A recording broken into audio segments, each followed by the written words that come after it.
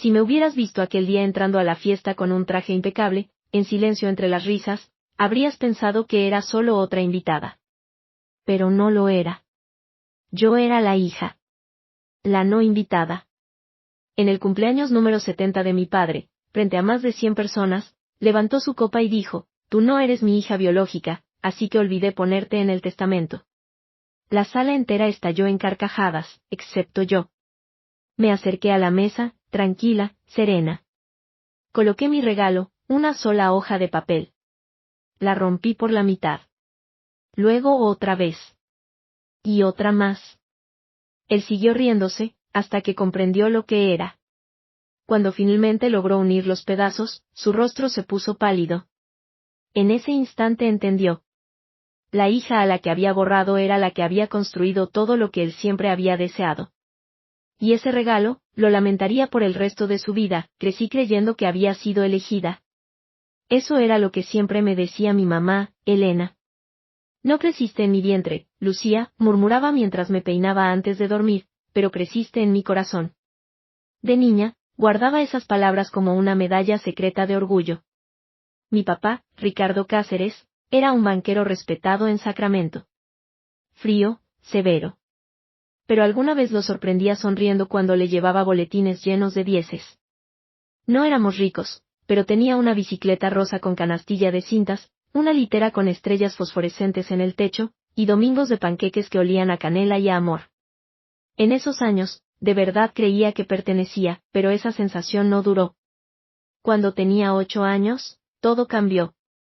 Elena quedó embarazada. Recuerdo estar sentada en la banca del hospital, abrazando a una jirafa de peluche que me dieron como regalo de hermana mayor, esperando conocer al nuevo bebé. Pero cuando Nicolás nació, el centro del universo se movió, y yo quedé fuera de órbita. De pronto, todo giraba en torno a él, sus llantos. Sus comidas, sus primeros pasos, me repetía que era normal. Al fin y al cabo, era un bebé. Pero la distancia seguía creciendo. En la salida de la escuela, corría al coche agitando una pintura mía. «Mira, mamá». Ella la veía rápido, y volvía su atención a Nicolás en su silla, sonriéndole a sus balbuceos. Una noche escuché a mi papá murmurar mientras limpiaba el jugo que había derramado en la mesa: «Esta ni siquiera es de mi sangre». Pensó que no lo oí, pero lo oí, y esas palabras nunca se me borraron. Desde entonces, la calidez empezó a desvanecerse. Ya no había cuentos antes de dormir. Mis diplomas quedaron guardados en cajones, mientras que los garabatos de Nicolás colgaban en marcos. Yo pasé a ser la ayudante, la niñera, la hermana mayor invisible que no necesitaba atención. Igual lo intenté, cocinaba, limpiaba, me desvelaba haciendo tarjetas de cumpleaños con brillantina. Pero sin importar lo que hiciera, parecía que perseguía un tipo de amor que siempre se escapaba. Hasta que dejé de perseguirlo, cuando cumplí 15, lo entendí. Ser adoptada no me hacía especial. Me hacía opcional. Esa verdad se instaló en mis huesos. Silenciosa, pero fría. Como si fuera una invitada en la casa que alguna vez llamé hogar. No me rebelé. No hice escándalo. Planeé. Estudié. Ahorré. Me repetía: haré una vida tan buena que lamentarán haberme olvidado. Algún día lo verán. Me mudé el día que cumplí 18. No hubo fiesta, ni pastel, ni un «te vamos a extrañar». Solo un desayuno silencioso, pan tostado frío en un plato astillado, y el sonido de mi padre pasando las páginas del periódico. Había metido todas mis cosas en 2 maletas, ropa, libros, y un plano dibujado a mano de mi casa soñada. Lo había diseñado durante años, cada detalle una promesa silenciosa: un día construiré algo mío. Al salir, Elena solo dijo: «Suerte allá afuera». Ricardo ni levantó la vista del diario. Nico. Con 9 años, jugaba videojuegos en la sala. Apenas notó que me iba. Fue en ese momento cuando entendí que ya no estaba enojada. Estaba libre. Subí a un autobús Greyhound rumbo a San Diego con $412 en la cartera y una carta de aceptación de beca en la mochila. No conocía a nadie ahí, pero sí sabía lo que quería: un título en arquitectura sustentable. El primer año fue brutal. Trabajaba de noche en la recepción de un gimnasio abierto las 24 horas, daba tutorías de matemáticas los fines de semana y sobrevivía a base de fideos instantáneos y sobras de cafetería. Dormía en un garaje adaptado, sin calefacción, en un colchón delgado en el suelo, con cinta adhesiva cubriendo una grieta en la ventana. Pero estaba viva, bajo mis propias reglas. Cada vez que pensaba en rendirme, recordaba la cara de mi padre, vacía, indescifrable, y sus palabras: ella no es realmente mía. Esa frase se convirtió en combustible. Enterré mi dolor en libros de texto y software de diseño, transformando cada herida en planos y estructuras. Yo quería crear edificios que duraran, lugares que la gente no abandonara por algo más nuevo. No como me hicieron a mí. En tercer año, mis profesores empezaron a fijarse en mí. Uno me ofreció una pasantía pagada en una firma de ecodiseño. Acepté sin dudar. Significaban más horas y más trabajo, pero no me importaba. No estaba construyendo solo una carrera. Estaba construyendo una identidad. Dejé de llamar a casa. Dejé de mandar noticias. Ellos tampoco me buscaron. En la graduación, no los invité. Crucé el escenario, estreché la mano del rector y recibí mi título con el corazón lleno y una silla vacía en la primera fila donde quizá pudieron estar. Pero no miré atrás. Ya había aprendido que a veces el silencio es la despedida más fuerte. Después de graduarme, me quedé en San Diego. La ciudad se volvió más que un escape. Se volvió hogar. El aire salado, los atardeceres intensos, las líneas modernas de la arquitectura en el centro. Todo me hacía sentir que al fin pertenecía a algo mío. Entré en una constructora local especializada en vivienda sustentable. Mi título era modesto, diseñadora junior. Pero llegaba temprano, me quedaba hasta tarde y me ofrecía para los proyectos que nadie quería: renovaciones de vivienda social, reparaciones escolares con presupuesto limitado, adaptar edificios viejos a energía verde. Al año, dirigí mi primer proyecto, un pequeño dúplex solar en Chula Vista. No era glamoroso, pero estaba en pie gracias a mí. Mi nombre estaba en el permiso. Mis huellas en cada ladrillo. Ese dúplex me dio algo que mis padres nunca me dieron: prueba de que importaba, pero quería más.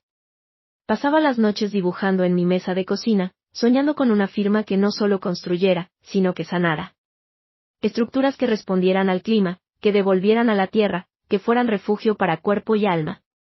Así nació Verde Raíz, mi propia empresa, con solo $300 y una página web que programé sola. Los primeros meses fueron lentos, sin clientes, correos ignorados, llamadas sin respuesta. Vivía de mis ahorros, sopa enlatada y pura determinación. Entonces me llamó una mujer, Teresa Delgado.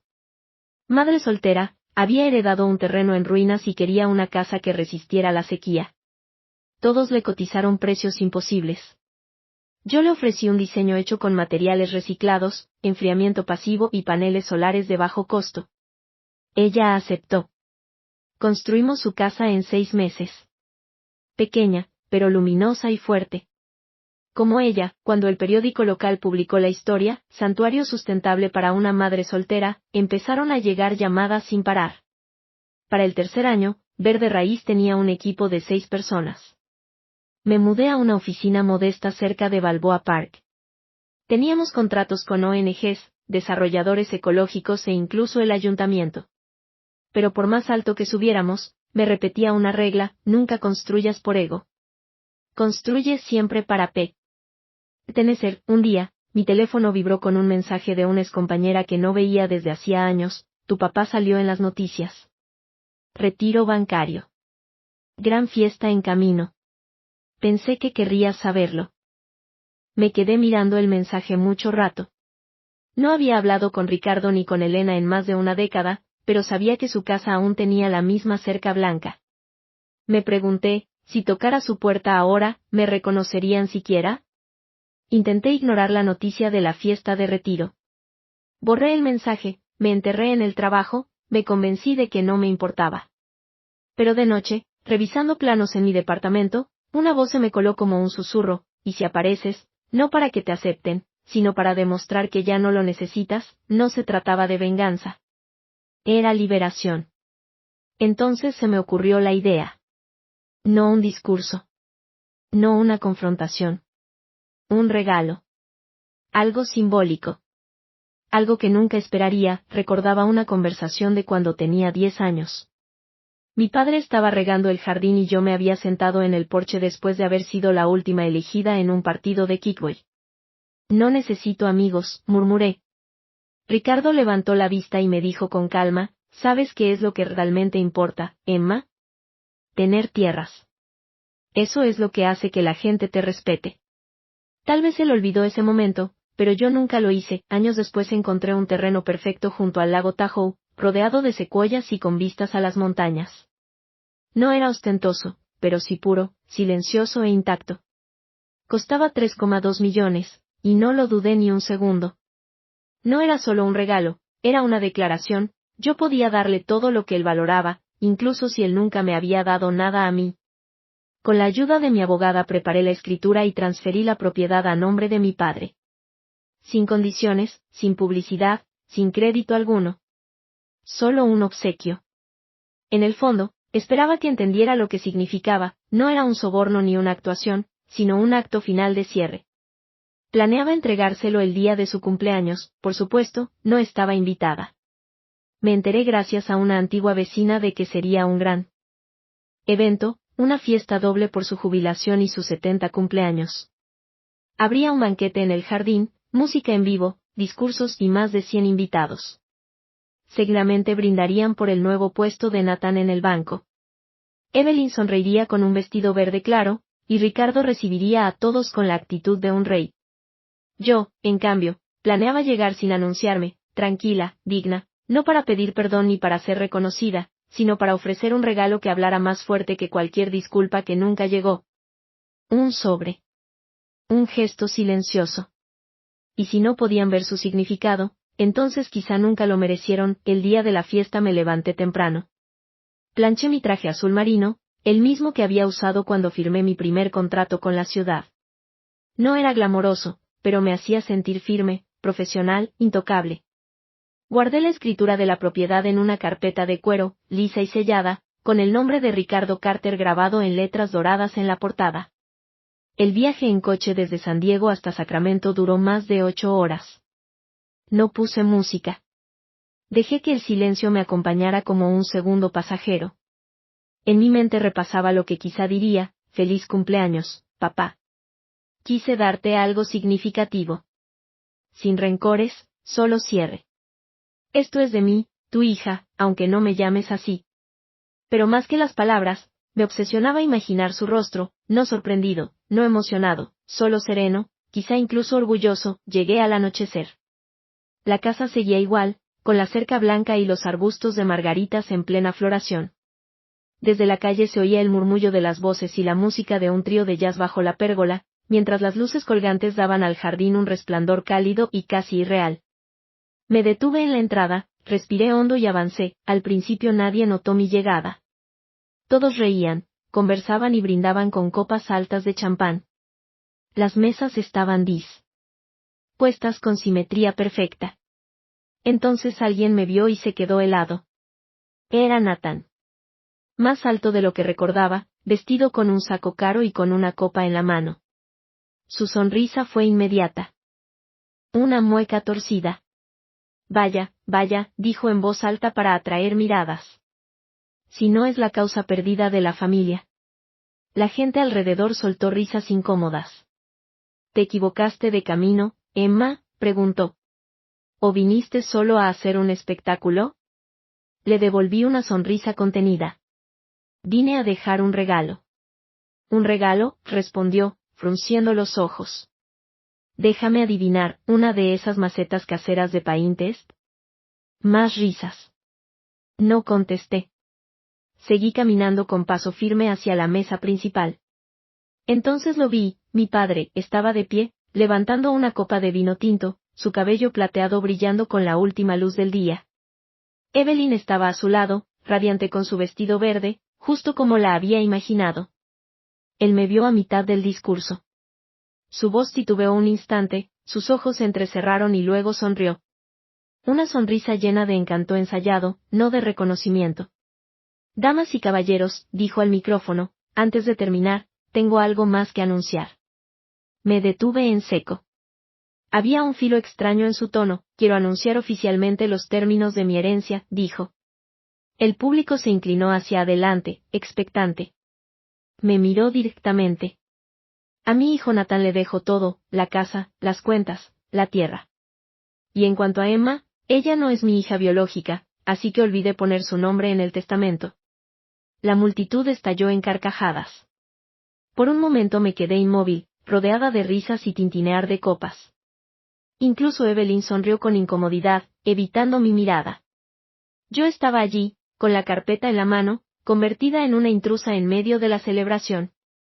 El micrófono chilló cuando Ricardo lo devolvió al músico y se dio la vuelta, como si su declaración hubiera sido solo una broma más. Pero para mí, aquello fue el último clavo en un silencio que había durado toda una vida. Avancé sin titubear. No lloré, no grité, no pestañeé siquiera. Llegué hasta la mesa principal. Y coloqué la carpeta de cuero con calma, justo frente al pastel. Los más cercanos se callaron al instante. Nathan inclinó la cabeza con una sonrisa burlona. Así que si trajiste un regalo, dijo. Qué tierno. No respondí. Abrí la carpeta, saqué la hoja y la levanté. El título en letras doradas rezaba, escritura de transferencia de propiedad, parcela LTA 54.721, condado de Lake Tahoe. El silencio se extendió como una ola. La compré para ti, dije en voz alta. Un terreno junto al lago, $3,2 millones. Podría haber sido tu casa soñada. Ricardo me miró, los ojos entrecerrados. Es tuyo, añadí. O lo era. Hice una pausa. Y entonces rasgué el papel en dos. Un murmullo de sorpresa recorrió el lugar. Lo rasgué otra vez. Y otra. Hasta que la escritura se convirtió en un puñado de trozos que cayeron como nieve seca sobre el mantel y el pastel. La multitud quedó petrificada. Nadie se reía ya. Nathan estaba atónito por primera vez esa noche. El rostro de Evelyn se había puesto pálido, y su mano temblaba al llevarse una copa a los labios. Ricardo, él no dijo nada. Solo miraba los pedazos rotos, los labios entreabiertos, los puños cerrados a los costados. Por primera vez su cara mostró algo real. No arrogancia ni encanto. Algo parecido al miedo. Lo miré a los ojos. No vine aquí a suplicar, dije, con voz calma y firme. Vine a mostrarte lo que he construido sin ti. Me giré y caminé hacia la salida. Sin aplausos, sin confrontación, solo el murmullo incrédulo detrás de mí y el eco de mi propio corazón golpeando fuerte en el pecho. Al cruzar el jardín escuché a un invitado susurrar, ¿dijo 3 millones? Otro murmuró, ¿cómo pudieron hacerle eso? Y con eso fue suficiente. No necesitaba el reconocimiento de Ricardo, ni las excusas de Evelyn, ni la envidia de Nathan. Solo necesitaba saber que, por primera vez en esa casa, alguien me había visto. Abrí la reja, S.A. Y no miré atrás. La música se reanudó, desacompasada, como si ni siquiera supiera qué tono seguir. Y allí, bajo el pastel de cumpleaños, enterrado en glaseado y cera, quedaban los restos de un regalo que él nunca entendería hasta que fuera demasiado tarde. Creí que todo acabaría ahí. Conduje de regreso a San Diego en silencio, estacioné el coche, entré en mi apartamento y me senté frente al escritorio sin quitarme los zapatos. Las luces de la ciudad parpadeaban tras la ventana. Todo parecía quieto, pero la calma no duró. 3 días después recibí una llamada de un número desconocido. No contesté. 1 hora después llegó un mensaje de un número que no reconocía. No me conoces. Me llamo Erika. Estuve en la fiesta de tu padre. Creo que deberías saber lo que pasó después de que te fuiste. Dudé, pero marqué el número. Erika era socia junior en el banco de mi padre. Solo me había visto una vez cuando era niña.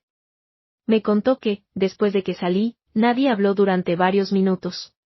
Todos se quedaron como si hubieras arrancado el suelo bajo sus pies, dijo. Y luego añadió algo que no esperaba, tu padre recogió los pedazos. ¿Cómo dices? Pregunté sin aliento. Quiero decir que se arrodilló, Emma. Allí, frente a todos. Se agachó y recogió los trozos de papel, uno por uno, como si pudiera arreglar lo irreparable. El aire se me cortó en el pecho. Erika continuó, La gente lo miraba en silencio. Nadie dijo nada al principio. Hasta que uno, el señor Kleene, su viejo amigo del consejo, se acercó y le dijo: «Eres un necio, Ricardo. Esa mujer a la que humillaste construyó algo que tú ni siquiera podrías soñar», me dijeron. Cerré los ojos. «Vale más que todo lo que hay en tu testamento». Eso fue lo que dijo. Erika me contó después que la fiesta terminó antes de lo previsto. Algunas personas se marcharon con disgusto. Otras se acercaron a Elena, pero ella solo repetía una y otra vez: «No lo sabíamos. No lo sabíamos». Y Nicolás, fiel a su manera, intentó bromear, me llamó reina del drama y sugirió que seguramente yo había falsificado todo. Pero nadie rió con él, es a mí. Esta noche recibí otro mensaje, esta vez de mi tía Carolina, la hermana de mi padre. No me hablaba desde que yo tenía 15 años. Su texto era breve: «Lleva horas encerrado en el despacho. La escritura rota está sobre su escritorio. No habla con nadie». No respondí. Pero tampoco pude dormir. Me preguntaba sin parar si se arrepentía. Sí, por fin, veía a mí, a la hija adoptada. No a la extraña, sino a la mujer que había levantado su propio nombre de entre las ruinas. Quise convencerme de que ya no me importaba, de que lo había superado.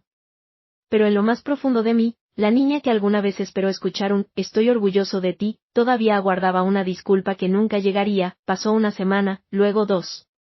Y entonces llegó una carta.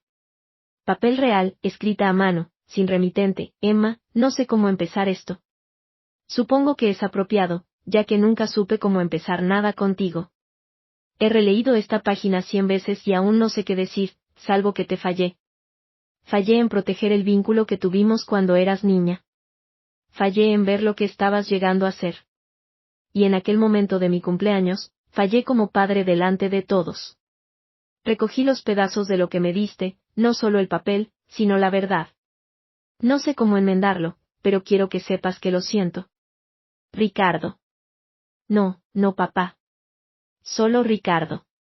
Debería haberlo hecho más fácil. No lo hizo. Sostuve la carta durante mucho tiempo. No lloré. No respondí.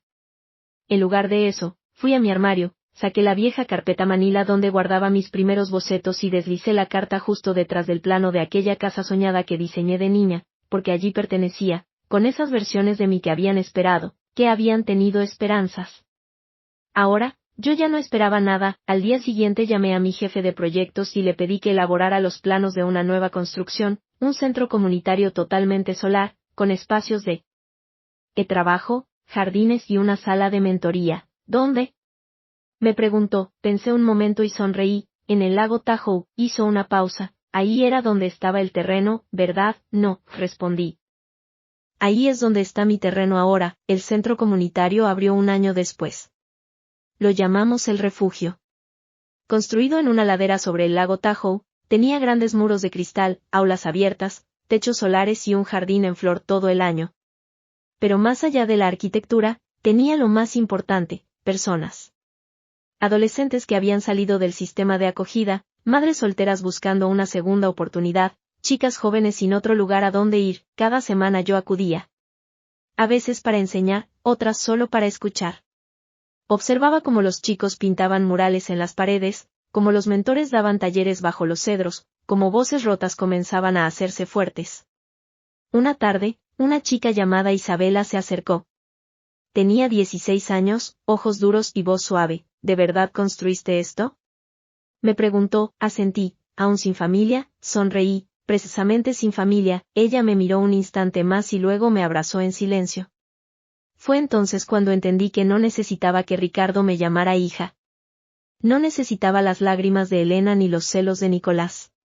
Había creado algo que importaba, algo que perduraba. Y esa, no la venganza ni la riqueza, era mi verdadera herencia. La carta de Ricardo permaneció guardada bajo llave. Nunca respondí. Nunca volví a visitarlo. Pero a veces, cuando el viento de la montaña sopla a través del refugio, lo imagino allí, de pie a lo lejos, observando y preguntándose qué podría haber sido. Y en mi interior deseo que lo sepa. Le di la oportunidad de verme. Él simplemente no fue lo bastante fuerte para mirar.